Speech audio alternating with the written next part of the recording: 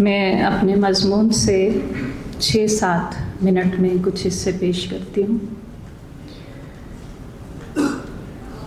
دشت میں آیا تھا ایک روز کسی کام سے میں، اب مجھے لوٹ کے جانے کی اجازت نہیں ہے۔ جو میرے ساتھ ہے معلوم نہیں کیسا ہو، مجھ کو تو آنکھ اٹھانے کی اجازت نہیں ہے۔ تغیرات زمانہ کا کمال دیکھیے، جہاں شاعر کو آنکھ اٹھانے کی اجازت نہیں تھی، وہاں لوگوں کو اس کی شاعری پر قلم اٹھانے کی اجازت بلکہ کھلی چھٹی مل گئی ہے، کیونکہ اشفاق نے اپنا چھپایا ہوا قلم روشنائی اور روشنی سمیت محفل میں لا کے رکھ دیا ہے۔ روشنائی سے روشنی تک اس شاعر کا سارا سفر اس کی شاعری میں موجود ہے۔ اس نے پوچھا تھا اسیروں سے رہا ہونا ہے، ہائے افسوس کہ جس نے کہا ہونا ہے۔ یہاں موجود بھی ہیں اور ہیں نادیدہ بھی، وہ جو کہتے تھے کہ انکار سے کیا ہونا ہے۔ اشفاق ناصر کے لیے دکھائی دینے کی مبارکباد بھی بنتی ہے، اور آثار ایوارڈ کی بھی۔ کسی کتاب کو ایوارڈ مل جائے یا وہ بہت زیادہ مقبول ہو جائے تو بعض اوقات وہ کتاب تخلیق کار کے گرد اپنا حصار بنا لیتی ہے، وہ اس کے دائرے میں قید ہو جاتا ہے۔ اشفاق ناصر کے لیے دعا ہے کہ یہ ایوارڈ سنگ راہ کی بجائے سنگ میل ثابت ہو۔ آتا ہے کہ بھولے بسرے ہنر کی بازیافت ممکن ہے۔ احساس ہوتا ہے کہ نادیدہ تلازمہ کاری کا لطف کیسا بے پایاں ہوتا ہے، کہ نایا کیا ہوتا ہے۔ شاعری میں سلیقہ کس بلا کا نام ہے، چھپا چھپا کے اظہار کس طرح کیا جاتا ہے، اور گھما گھما کے اپنی مرضی کی جگہ پر کیسے لایا جاتا ہے۔ روز کچھ لوگ میرے شہر میں مر جاتے ہیں، عین ممکن ہے ٹھہر کر چلے جانا میرے دوست۔ تم اگر اب بھی کھنڈر دیکھ کے خوش ہوتے ہو، پھر کسی دن میری جانب نکل آنا میرے دوست۔ نظر، نیند اور بیداری کی اتنی تکرار اور اتنی اہمیت ہے، جیسے وہ دیکھے اور اندیکھے کی حقیقت کو پا گئے ہوں۔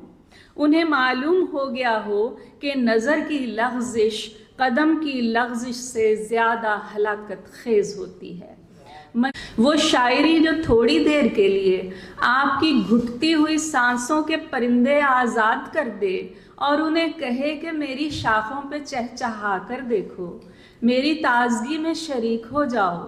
ایسی شاعری جو آپ کا ہاتھ پکڑ کے کشادہ فضاؤں میں تیرنے لگ جائے اور چپکے سے آپ سے کہے، یہ دیکھ کے بھی تجھ کو سمجھ آتی نہیں کیا؟ یہ دیکھ کے بھی تجھ کو سمجھ آتی نہیں کیا؟ اس گھر میں کہیں بھی تیرا بستر نہیں موجود۔ تک جا پہنچا ہے، کب کائنات سے ہوتا ہوا ذات اعلیٰ کے رستے میں جا بیٹھا ہے، کب اسے آنکھ سے آگے کی جھلک عطا ہو گئی ہے، کب اسے نظر کے حقیقی معنی کی شناسائی دے دی گئی ہے، کب وہ آب و گل کی حقیقت جان لے اور ایسا عجیب و غریب شعر کہہ دے، آب و گل کے پتلے سے سب حساب مت مانگو، آب و گل کے پتلے سے سب حساب مت مانگو، آمدن کا ایک حصہ کوزہ گر کو جاتا تھا۔ آج مصطفیٰ صلی اللہ علیہ وسلم کے حوالے سے بات کی تھی۔ ہم جیسے خاک نشیں تو اس ذات اعلیٰ کو پردوں کے اندر ہی پہچان لے تو زندگی عکارت نہ ہو۔ زندگی کا ایک روپ دیکھیے، اشفاق ناصر کا شعر، دیے کو جو بھی سمجھتا ہے بس دیا اشفاق، وہ تیرا حسن وہ تیرا جمال کیا جانے۔ اگر ہم جان لیں کہ پھول اور خار میں حق کے توجہ کس کو حاصل ہے تو ہمیں ارتکاز کی دولت کا مصرف مل جائے۔ ہم تو مخلوقات کی بھیڑ میں اگر یہ ڈھونڈ لیں کہ ہمارا مرکز نگاہ ہونے کا مرتبہ کس کو حاصل ہے تو بصارت سے بصیرت کا سفر آسان ہو جائے۔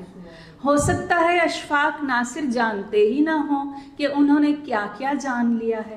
ذرا اشعار دیکھیے کہ پھر وہ واپس نہیں جا سکتا ہے اپنے گھر کو، جس کو رستے میں وہ ایک بار نظر آتا ہے، میں اسے اہل نظر مان لوں کیسے اشفاق پھول کے ہوتے جسے خار نظر آتا ہے۔ عمومی شعر کو کسی خاص عقیدے سے جوڑنا قوانین شعری کی خلاف ورزی ہے، لیکن قاری کا حق تو اہل نقد و نظر نے تسلیم کیا ہے۔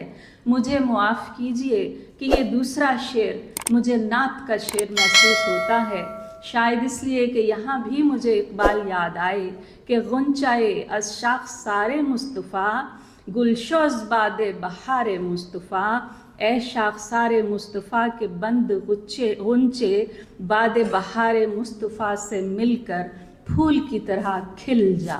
میرا خیال ہے 6-7 منٹ ہو چکے ہوں گے، میں یہی اختتام کرتی ہوں، اور میری دعا ہے کہ ان کی اشفاق ناصر کی شاعری کا سفر اسی طرح ان کے لیے آگہی کا سفر ثابت ہو۔ بہت شکریہ۔